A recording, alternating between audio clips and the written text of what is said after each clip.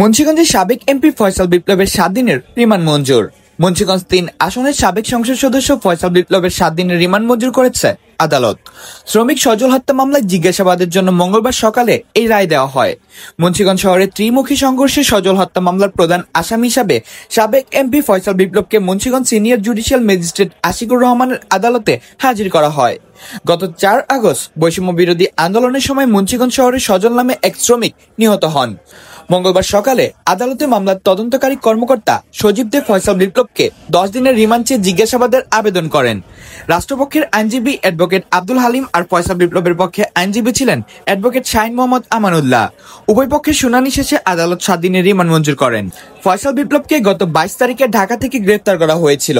প্রথমে তাকে যুবদল নেতা শামীম হত্যা মামলার আসামি দেখিয়ে ঢাকা আদালতে উঠান, সেখান থেকে কেন্দ্রীয় কারাগারে রাখা হয়।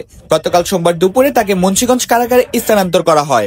আদালতের নির্দেশে ফয়সাল বিপ্লবকে আবারও মুন্সিগঞ্জ কারাগারে পাঠানো হয়েছে। কামরুল হাসান সাফিন, মুন্সিগঞ্জ টিভি।